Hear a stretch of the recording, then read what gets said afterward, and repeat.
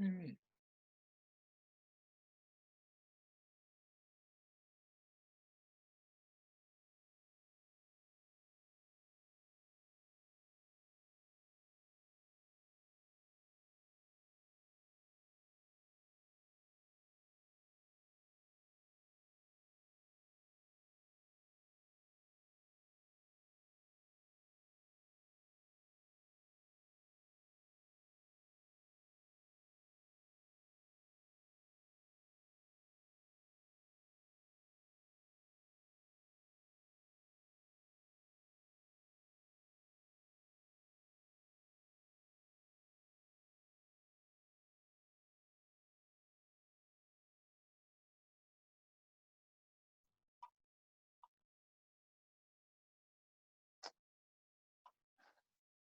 Hi, everyone. Thanks for joining us today. My name is Nick Schoenberger. I work in economic development with the city of Somerville. We're going to get started in a couple minutes. We have Joe Grafton here from Rethink Restaurants, who will be speaking on a variety of topics. Right now, if you have a question, don't hesitate to ask it through the chat, so we can maintain some order in this call. I'll be monitoring kind of the chat box. So if there is a question, we can get to it, either at the end of the conversation, or if it's appropriate, right in the middle of the conversation. We're gonna hold up. We're gonna wait, 1 or 2 more minutes to let some other folks trickle in, and then we will all hand it over to Joe, and we'll get started. Thank you.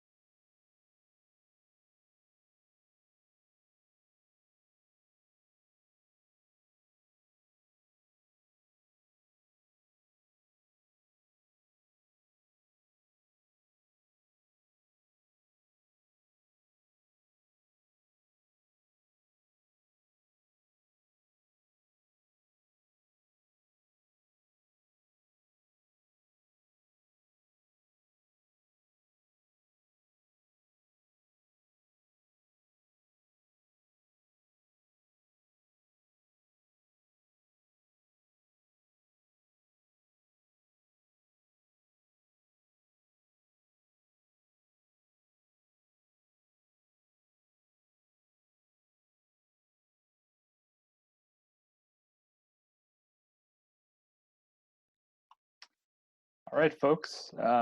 So it's 3:33. Just to be respectful of everyone else's time, I think we'll get started. So thank you all for joining us. We have a really important topic today. I think that's very relevant to the businesses who are attending today. We have Joe Grafton from Rethink Restaurants, who will speak a bit about considerations for restaurants and food establishments in this unprecedented time. Um, just another reminder for questions, please don't hesitate to post in our chat box here. My colleague, Sanina Thomas, is on this call. She'll be monitoring the chat box for questions, and then we'll be able to have them be asked throughout the conversation.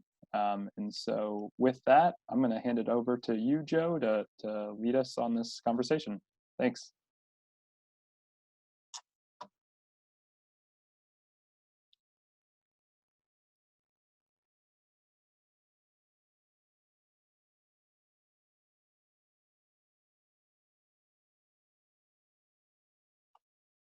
Joe.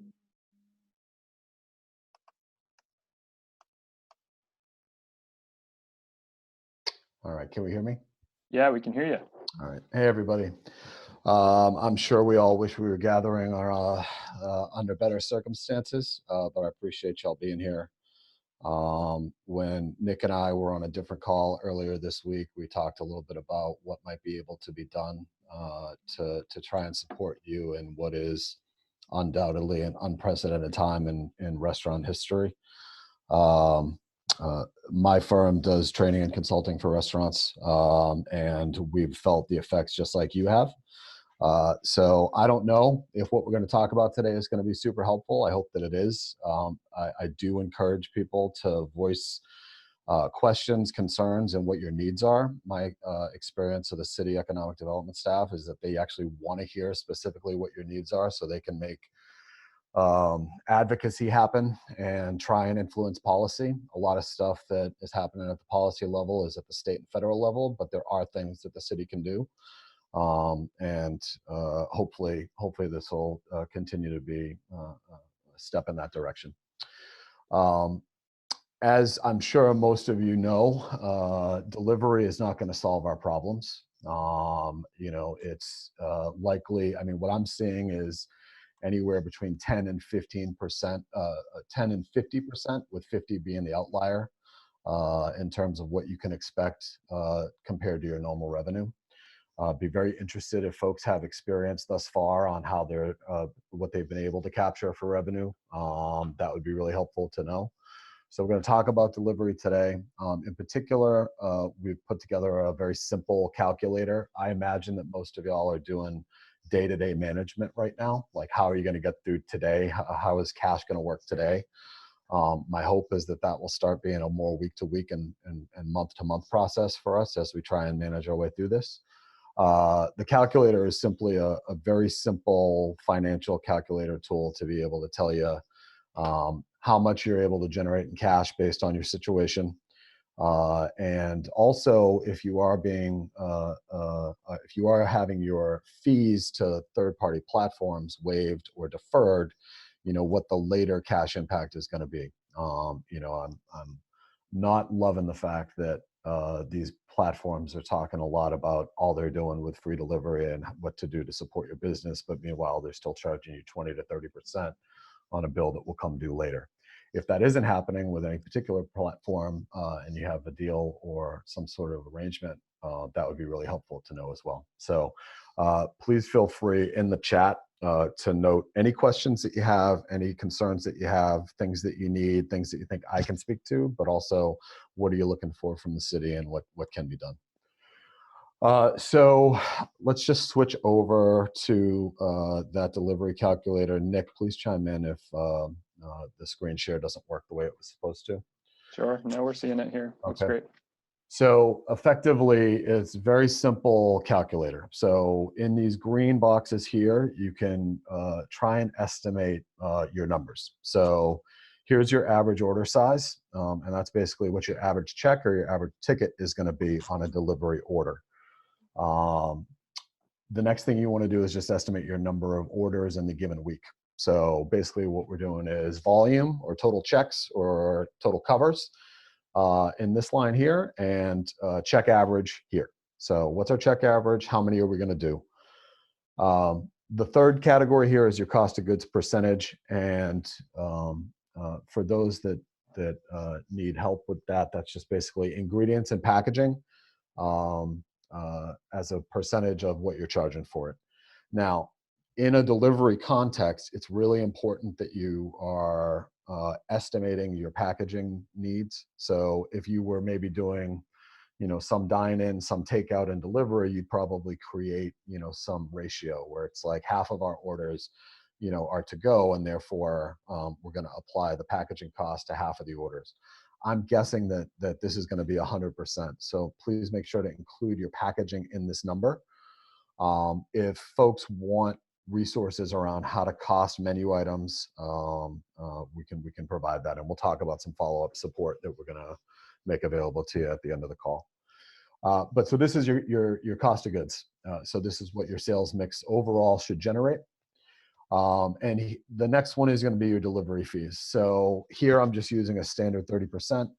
I'm imagining that you're probably on multiple platforms at this point. So, what you want to do is just say overall, how much of my revenue is going to be impacted by fees that I need to pay to Uber or DoorDash or Grubhub or whoever. And then finally, in a dollar amount, this line 8 is for your weekly payroll. I imagine that most of you have furloughed or laid off most of your hourly staff, significantly reduced it. Most of what we're seeing clients do is use salaried positions, if you have them, to manage your labor these days. But basically, here's your weekly payroll. So what this will calculate for you overall is your projected weekly revenue, taking out some of your expenses, and then your available net cash. Now, the available net cash is going to be how much cash you actually have that you're not liable to pay the delivery platform later. This is the line that's going to tell you how much needs to go to the delivery platforms. And then this final line is going to give you how much cash on hand you actually have this week. So ultimately, profitability is important for long-term sustainability, but right now cash is king, and I'm sure you all know that. It's all about managing cash. So I don't know if this is exactly what's needed. We've just developed the tool, started to distribute it this week. If it needs to be fixed or it needs to be improved, please tell me, and we'll make the improvements to it. If you need an adjustment for your particular business, we can do that too. So this is the tool. This is how we intend to manage cash on a weekly basis. There are a few other things that I think are useful for you to be thinking about as it relates to managing cash. I'm going to stop the screen share now too and go back to video. So other things that are best practices for cash management right now. You probably have done all of these, but I'm just going to go through a list of things that you can and should do if you haven't already. First and foremost, I thought the Somerville Chamber was right on point with their recommendation of talk to your bank and talk to your lenders. So especially if you have a local bank, but even if you don't, you need to talk to your business account manager, your lender, whoever you might owe debt to, and see if there are any types of deferment, delay, without penalty, without interest, that are available to you. The answer might be no. The most recent versions of federal policy do not make, in our opinion, nearly enough headway in that regard, but it is something that you should at least try. Same thing to be said for landlords, who are also in the same boat with mortgage payments, I'm sure. But this is the time to be making calls if you haven't already. Any ongoing relationship that qualifies as an expense for you, these are the times to make those calls and see what, if anything, can be done. In our mind, managing cash is one of the top priorities to surviving, through this situation. So calling those big hits are one. Another recommendation that we'll make is, look at all of your recurring expenses if you haven't done already, or when you have a moment, as you undoubtedly try and figure out a whole bunch of new systems and a whole bunch of new procedures for a different type of business. When you have the time, or if you can deputize someone on your team to look through your recurring expenses, your subscriptions, and put an immediate halt to those. I mean, they're probably much smaller sums of money, but if there's enough of them there, they probably will add up. So things like Spotify account or business accounts. I know that Comcast, as an internet provider, has provided some leeway for folks to choose not to indicate that they're going to have a financial hardship and ask for a delay in payment. So I think when you have the ability to breathe and start looking at those numbers or start looking at those expenses, going after them would be one way to start shaving off immediate short-term cash. Another thing around cash management. So, and we could perhaps speak more about this at another time or another vehicle, but managing your menu. I hope that all of you, if you haven't already, have streamlined your menu such that you have reduced the number of items, have focused on items that require less prep, have focused on items that are strong in the cost of goods world. So in other words, they're highly profitable compared to things on your menu. And there are things that are very popular or well received by your guests. And then finally, things that travel well. One thing just on the delivery side, I would recommend, if you haven't already, putting together a delivery of what your typical basket might be and having it hold in those containers for a while, and then sampling the food to see how it holds. Sometimes certain things don't, based on your packaging, based on your concept, they don't hold as well. Again, these all might be things you've already thought about, but I'm just trying to, like all of you, figure out, what is the exhaustive list of things that we can actually do right now. So back to cost of goods. I mean, I think if the rule of thumb is ×4 or ×5 your plate cost when you put things on the menu. If you can at all find things in the teens percentage-wise now, that's where you probably should be. If you can find a 15% cost of goods item, maybe 18 or 20 with packaging, that your guests are going to love and that you could produce without a ton of labor, then you should be focusing on those. Every penny counts right now. So there's some other things on a policy level that I think would be really helpful with cash. So Nick, can you speak to, can I give it back to you, and can you speak to the latest updates around being able to deliver alcohol for those with licenses? Yeah, sure. So maybe some of you saw the Eater article that came out. Joe, you actually shared it with me. So maybe you're able to, if you're able to find it real quick. Yeah, And basically, Nick and I have been talking about this week. The ABCC, or the Alcohol Control Commission in Massachusetts, was a hard no on existing delivery for licenses, for delivery for businesses without an appropriate delivery license. There was no leeway in the existing law, so a bill was filed to change the law. correct. I don't know what the status of that bill is at all, Nick, other than it was filed. Right. That's all that we know right now. We're monitoring that closely. The proposed bill would allow for alcohol to be delivered with a food order. So the food would be required to be a part of that order. It would be limited. I think the maximum was, I think it was like a 12 pack of beer or 2 regular sized bottles of wine. Mhm. I believe it would have to be in its original packaging, so cocktails would be out. It also wouldn't allow for, I believe, hard liquor, Okay. from what I understood. Okay. Yeah. Yep. So on that note, I mean, I think that is a place that you all, if that does become allowed, if you do have a license, no, very little, if any, labor required to produce those products, right? So, if you can add and encourage people to do that, that'll certainly help with short-term cash and help us get through this. Another consideration that I just want to share about cash management, and again, you may already be very well aware, but just keep in mind that all of these gift cards that are being sold right now, those do need to be redeemed, and so they are a liability down the line. We have no idea how this is all going to manifest, and I don't begrudge people getting cash in hand right now and using that as a way to do it, but just keep in mind that is something that that bill will come due.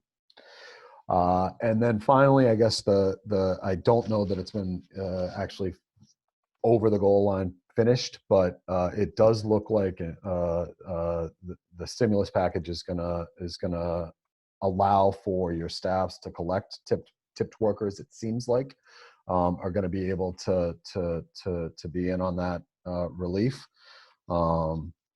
Again, still too early to tell and know exactly. Also, however, I saw, and I don't know if Nick, you have any further info on this, but I saw, most talk about small business support coming in the form of loans, which, in my opinion, is not really what's needed. I'm sure that's how you feel about it too. Right. But ultimately, that does seem to be what's coming down the policy pipeline.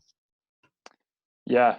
To speak on that, I think, we're hearing that loud and clear. That additional debt is not going to be what's going to keep businesses going right now.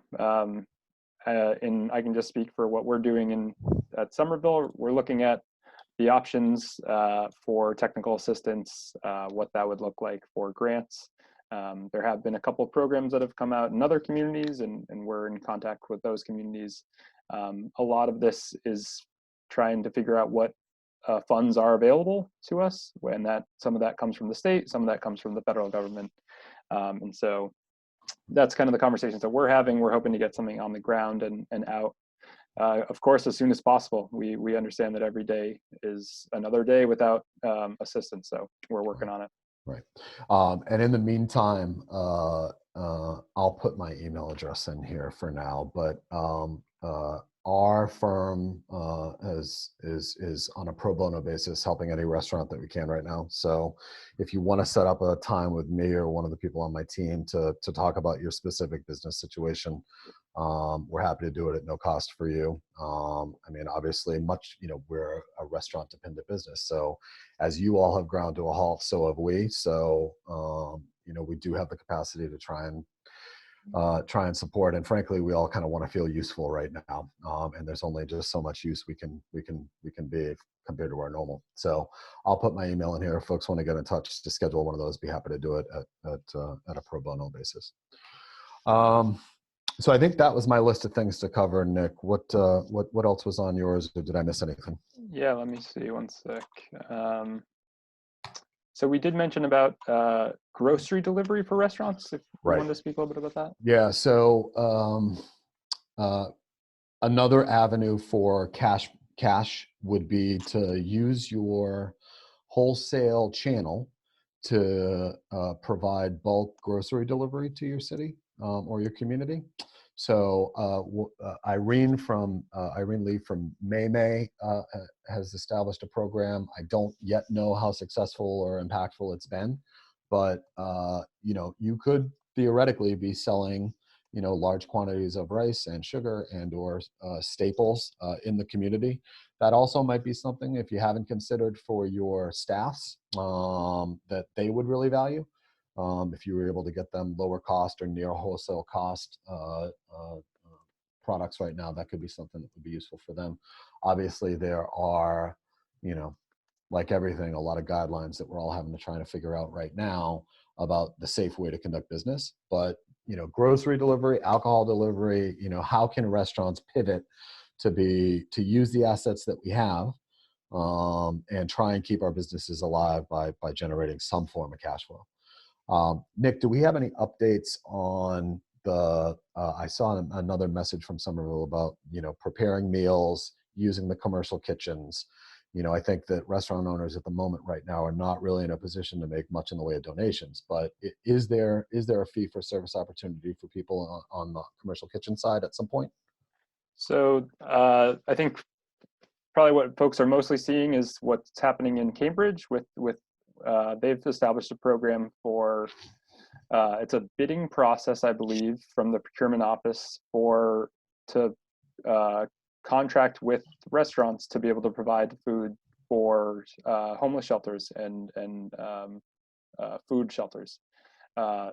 So we're looking at we've talked with folks in Cambridge about that, and they have more money than us is the tough reality. They're using operating funds from their city budget that we do not have at that level. That being said, we're looking at what could be done. If there are businesses that are interested in that have excess food, that are interested in donations, and I actually can hand this to Sue Thomas on our call.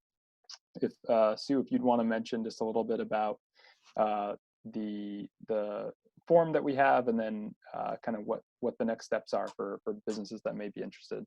Yeah, Joe, I think you're mentioning the survey that we literally just sent out a few minutes ago. That's in response to if we were to create a program similar to what Cambridge is doing. One is, what does that funding look like? In an average cost per day, if you were to provide or donate meals, what does that cost to you, right? And give us a number so that we know if there is a budget opportunity that we can provide. We want to know what that number realistically looks like. And then the other side is, we have a lot of restaurant owners who reached out to us and said, hey, how can I help serve meals to our vulnerable at-risk population? We have programs at our high schools and neighborhood schools already. We're trying to gather some data from that. So if you're able to, and I'll leave the link here on the chat, fill out this survey, provide us as much information as you can. The questions are very limited, but there's an other comment section. Give us all your thoughts, whether it's related to this topic or not. We're synthesizing all of the comments received to figure out on a financial capacity what we can do. Cool. So I think I haven't seen much in the way of questions or comments from folks in the chat. I mean, I would love to open it up to y'all right now and just hear from you if there are questions that you're facing or answers that you're looking for. You know, how can we help? What's going on? What do you need? You know, otherwise we can continue to vamp and share some stuff on our side, but would love to hear if anybody has any needs or questions on the question side.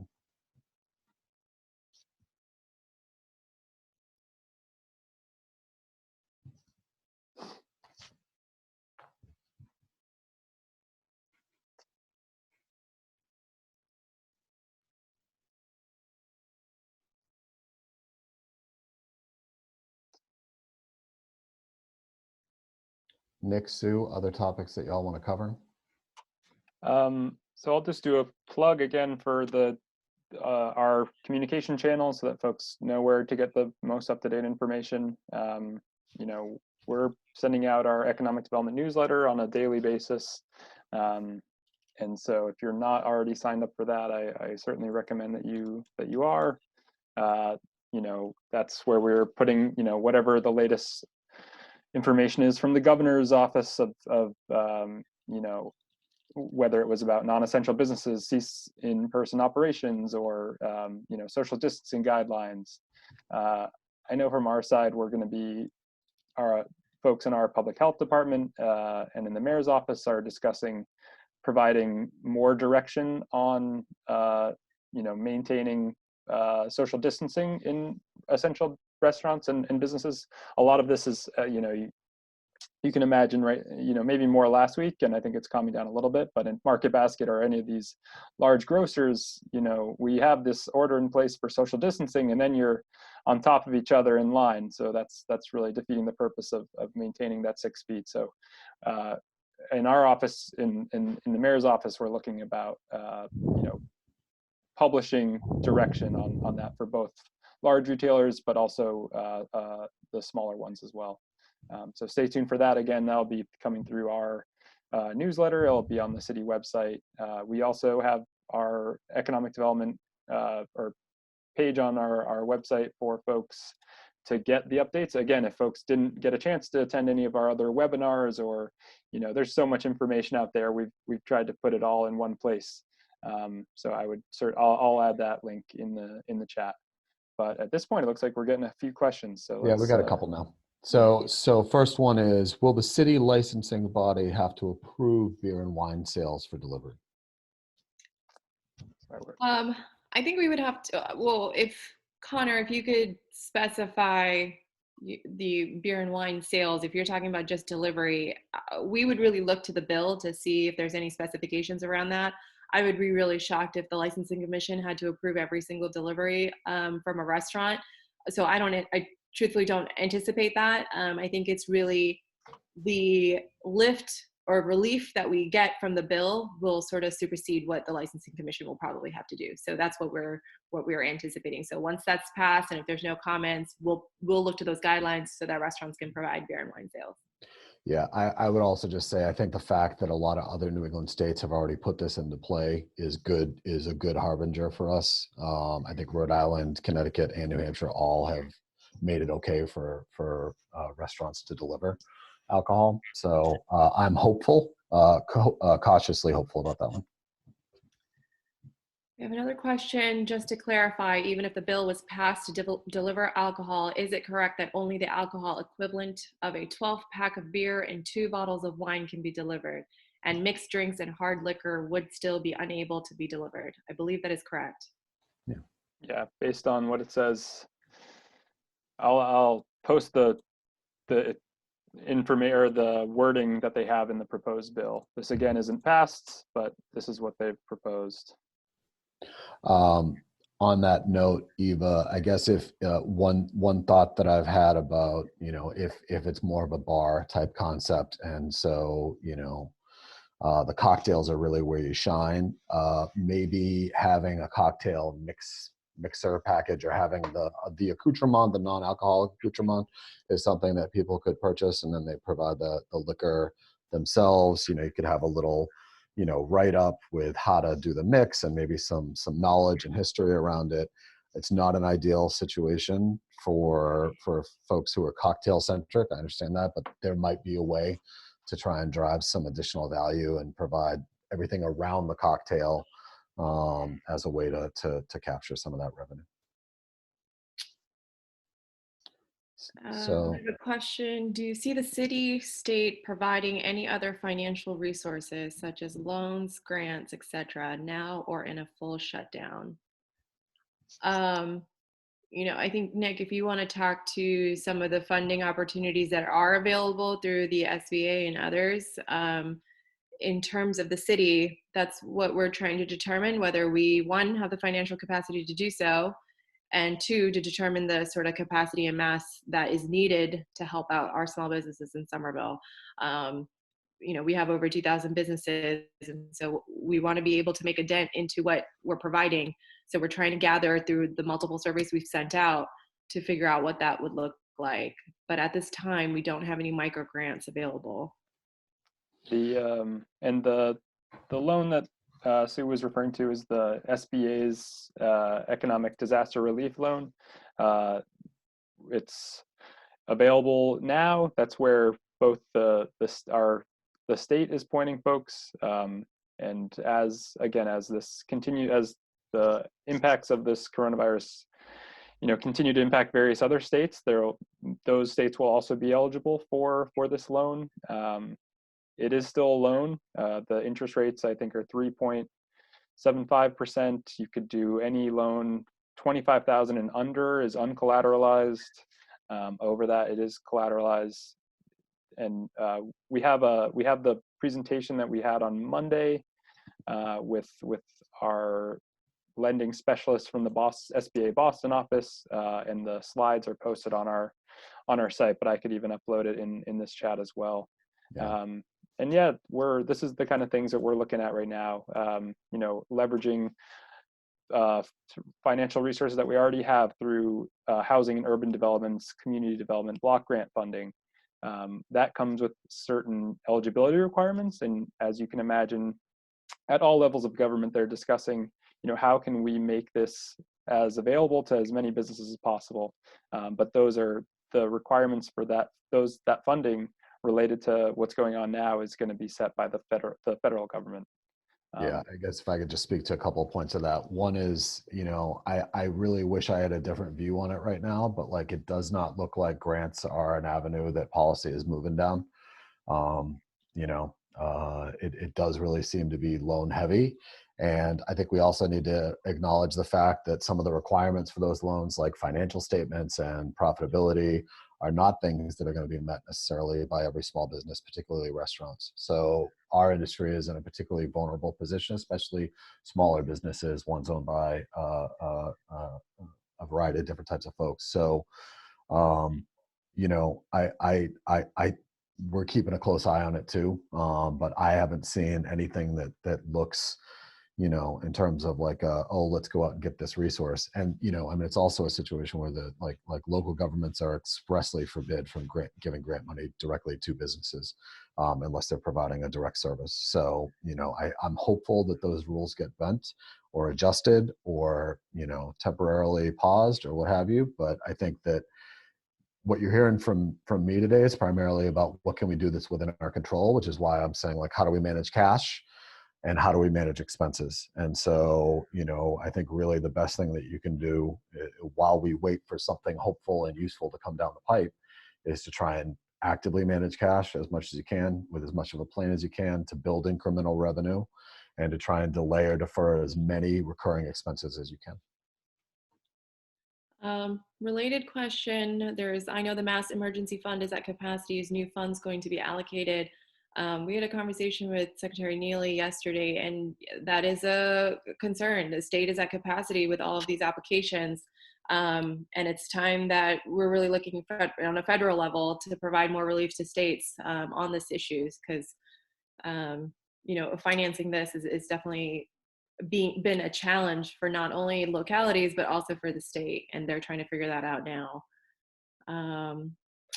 Sue, there was also a question from the folks at Diesel Forge Block about what the city wants. Could you all address that, please? Yeah, Tucker, we got your email this morning. We're sorry we haven't gotten to it yet. We're trying to just chug through some of these emails as they're coming in. But the question is, does the city want us to be open? Feeling conflict between not encouraging people to leave their houses and keeping our businesses alive, and the city not dying. We really appreciate you guys taking that approach or outlook towards that.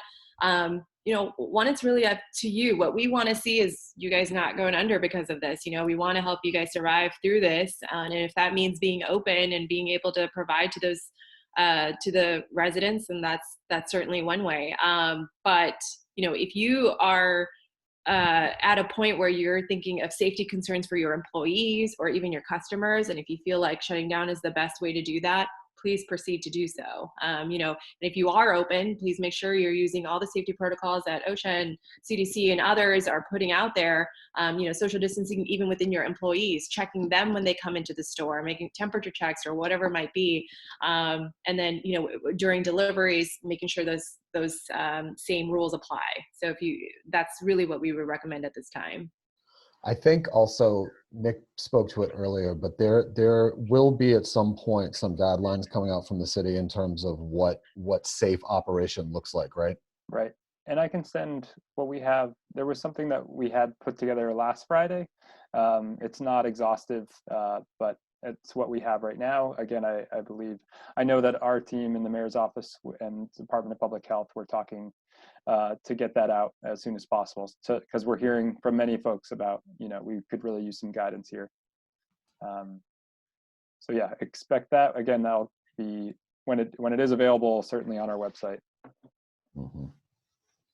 Question about shutdown date is until April 6th as of right now. Surely this crisis is going to last way beyond that date. How soon might the city or state announce a new date? That's a great question. I mean, I think we're all at the edge of our seats, similar to you guys, in terms of what new news is coming about and the dates that are changing. Today, we've been seeing a few dates that have been moving, like school districts are moving until May. Some have announced, end of April. So we don't know, but the best way to understand what the city is mandating is go to somervillema.gov/city alerts. You will get that alert immediately on your phone via call or email. So we would all highly encourage you to do that or sign up for our economic development newsletter.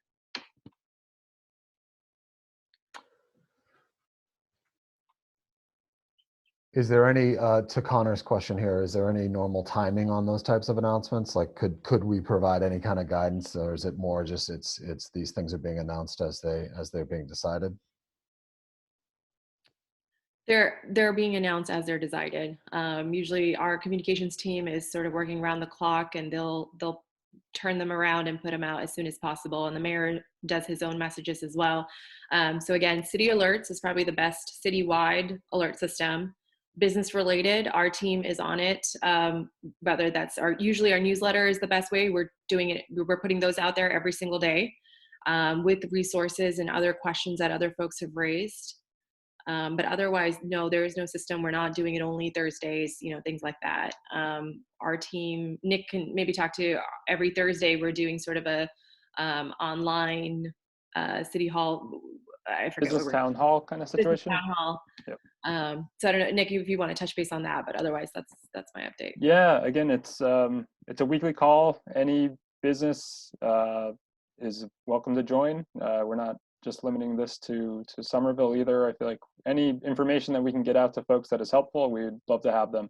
It is obviously going to be Somerville focused, and it is similar to what we're talking about here. Again, getting some questions from folks.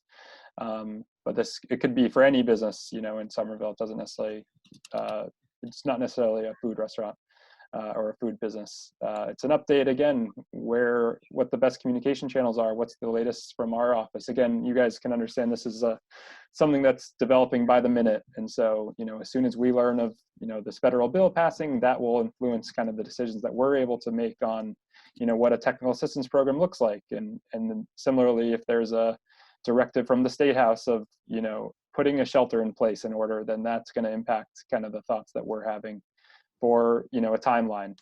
It's very dynamic. And, we're just, trying to pay attention, trying to be in contact with all of our peers, whether it's, across city lines at the State House, to get these answers.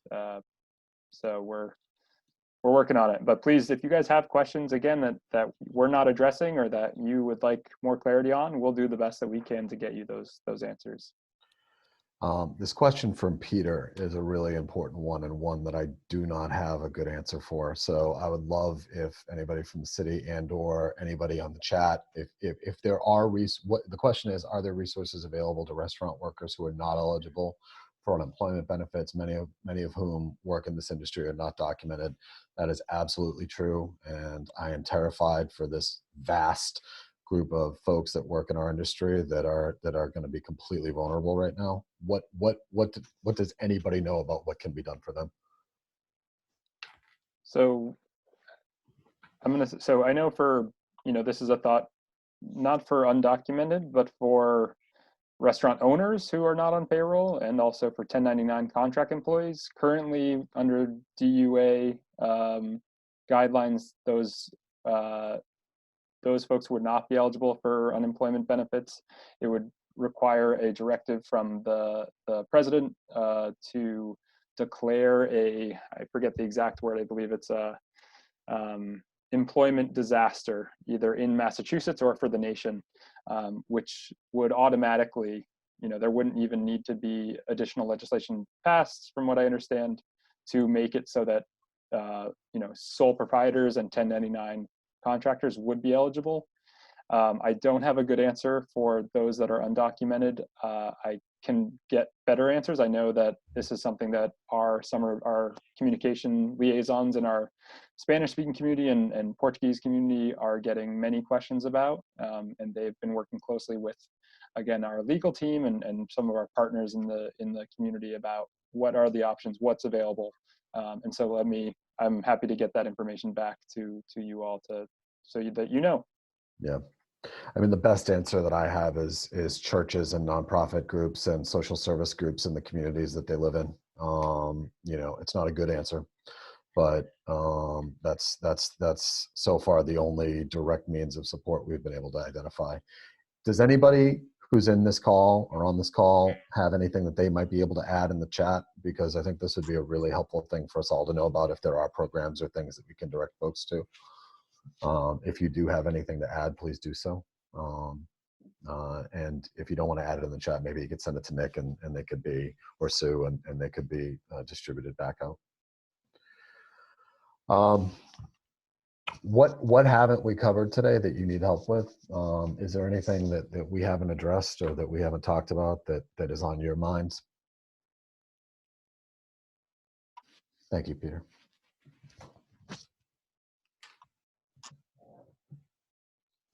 And if anyone wants to hop onto the mic, I mean, I think we could have a conversation here too. It's, it really helps us too to make sure that we're putting together these kind of webinars that are hitting the mark. We don't want to set these things up and have it be completely irrelevant for you all. So if there are, topics that are much more relevant to you all right now, or if there's stuff that we haven't touched on today that is really the glaring topic, please let us know. We want to know that so that we can, use that to direct how we're thinking about this.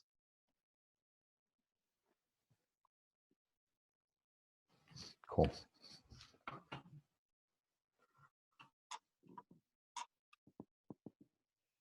What do you think next? Oh, there we go.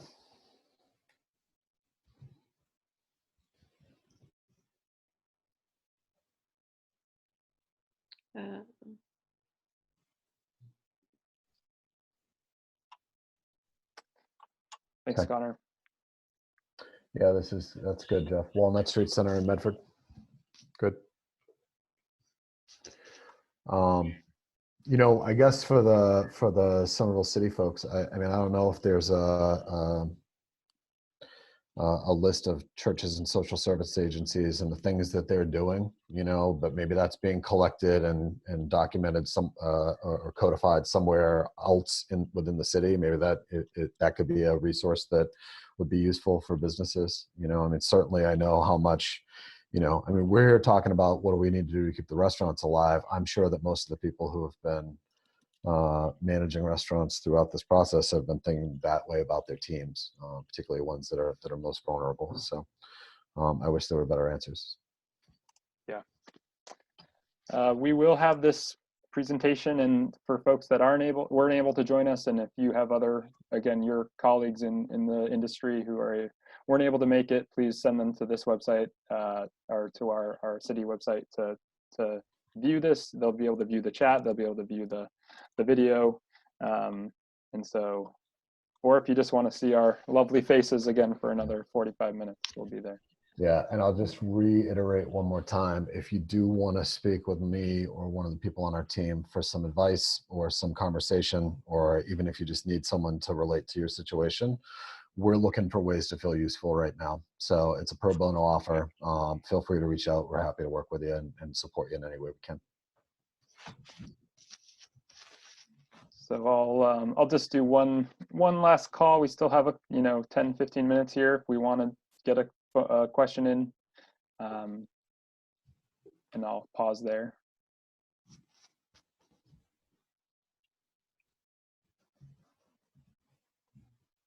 So, all right. Well, sorry, say again. For their appreciation. Yeah. No, I was just, folks are saying thank you, and I'm thanking them for this. Yes. Yeah. So again, thank you all for joining us today. We have a lot ahead of us, and we're taking this one day at a time. Again, please keep in contact with us.